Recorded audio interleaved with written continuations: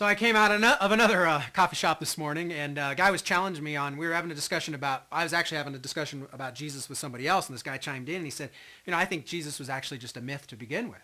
I think he was kind of put together after the fact, 3rd, 4th century A.D., so why are you telling me about all the specifics of Jesus when I don't even think he existed in the first place? It was because you only find Jesus in the Bible, so therefore, where else is he? If he's the greatest guy of all time, shouldn't we find him all over the place? And so, well, first of all, let's look at the Bible itself. It's not just one book.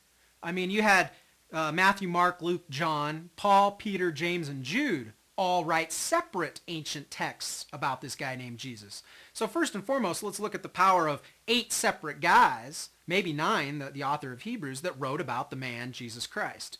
Next, let's just talk about every major world religion deals with Jesus. The Jewish people, a great rabbi, a great teacher.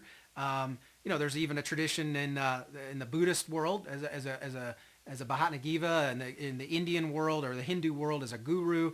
Obviously, the Muslim world views Jesus as a great prophet.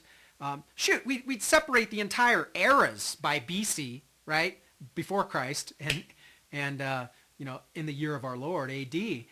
So where did that come from? But I needed to dig in. So I did. I dug in. I said, come on, we have to have other outside sources. I was blown away. I ended up counting 40 separate ancient sources for Jesus Christ within 120 years of his life. That's huge. Pales in comparison to the 10 I found for the Caesar of the time, basically the known leader of the world of the time, Tiberius, only 10 sources. What do I mean by this? I have Josephus, I have Pliny the Younger, I have Suetonius, I have all sorts of writers that talk about Jesus, talk about a religion that grew in his name. And these aren't really flowery exposés on Jesus in this religion.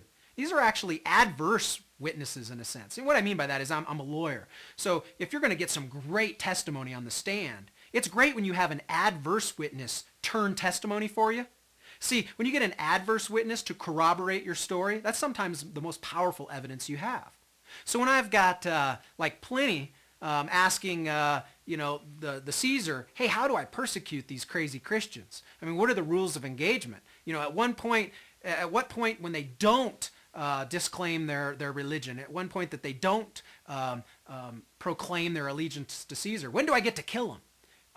You have all of these incredible stories that are not really glowing stories of Jesus and these people called Christians.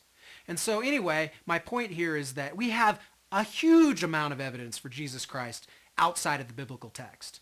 We have a number of historians and even people that wrote satires and comedies. And again, I view this as dramatic evidence for at least the man, Jesus Christ.